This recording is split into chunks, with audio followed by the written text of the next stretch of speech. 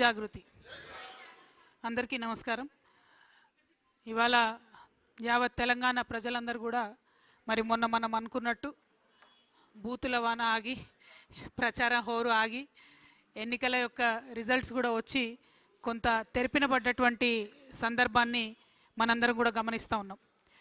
మరి ఇందులో ప్రధానంగా చూసుకున్నట్టయితే అసలు ఎన్నికల్లో ప్రజలకు ఇచ్చినటువంటి ఏ ఒక్క హామీని కూడా నెరవేర్చినటువంటి కాంగ్రెస్ పార్టీ మొదటి స్థానానికి రావడం, మరి మేమే తెలంగాణ తెచ్చినాం కాబట్టి మేమే అంతటా నంబర్ 1 ఉన్నాం కాబట్టి ప్రజలకు మేము ఎనలేని సేవ చేసినాం, లిటరల్లీ ప్రజలు మాకు గుడి కొడుతుర్రు అని చెప్పుకునేటటువంటి బీఆర్ఎస్ పార్టీ చాలా చోట్ల 3వ స్థానానికి, కొన్ని చోట్ల 4వ స్థానానికి పడిపోవడం, అసలు తెలంగాణతో సంబంధం లేకుండా ఒక్క రూపాయి కూడా తెలంగాణ ప్రజలకు పెట్టినటువంటి భారతీయ జనతా పార్టీ మరి ఎక్కడుందో అర్థం కాకుండా చాలా కన్ఫ్యూజ్డ్ మ్యాండేట్తోని ఒక్క కరీంనగర్ కార్పొరేషన్ గెలుచుకోవడానికి అష్ట కష్టాలు పడుతున్నటువంటి సందర్భం చూడడం జరుగుతూ ఉంది. మనం అంటే ఇందులో మాలాంటి న్యూ ప్లేయర్స్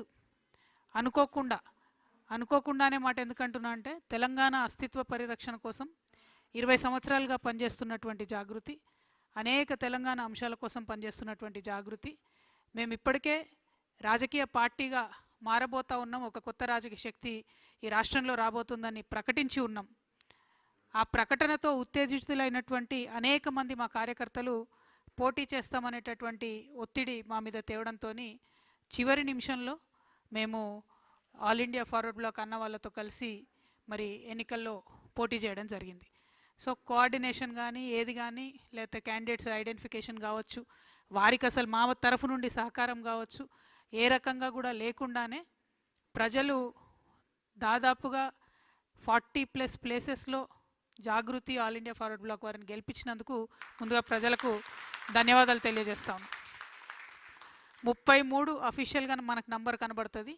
చాలా దగ్గరగా టెక్నికల్గా ఏం జరిగిందంటే ఇండిపెండెంట్స్ అని చెప్పి బీఫామ్ నింపినటువంటి వాళ్ళు మళ్ళీ మనం తర్వాత బీఫామ్ ఇవ్వచ్చు అనుకుంటే అట్లా కుదరక చాలామంది గెలిచి ఉన్నారు. ఆ ఇండిపెండెంట్స్ అందరు కూడా జాగృతితోని ఆల్ ఇండియా ఫార్వర్డ్ బ్లాక్తో ఉన్నటువంటి వాళ్ళు అందరినీ కూడా లెక్కేసుకుంటే మనకు 40+ వచ్చినారు.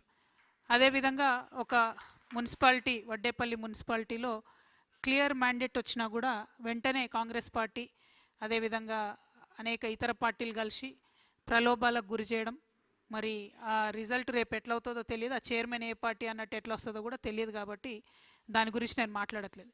ఇంకొక చోట మా వాళ్ళు కీలకంగా ఒకటే సీటు గెలిచారు కాబట్టి అక్కడ వైస్ చైర్మన్ కూడా ఆఫర్ చేస్తూ ఉన్నారు. దాని మీద అక్కడ లోకల్ వాళ్ళనే ఆలోచించుకోమని చెప్పినాం. ఎందుకంటే 2-3 పార్టీలు ఆఫర్ చేస్తున్నాయి, వాళ్ళకు ఎవరితో వెళ్ళాలో లోకల్ వాళ్ళే డిసైడ్ చేసుకోవాలని చెప్పడం జరిగింది. సో అల్టిమేట్గా ఒక అబ్జర్వర్గా, ఒక తెలంగాణ ఆడబిడ్డగా ఈ ఎన్నికల వాతావరణం అంతా చూస్తే కూడా ఒక రకంగా బాధాకరంగా ఉంది. ఎందుకంటే ముఖ్యమంత్రి గారు పోయినసారి ఎన్నికల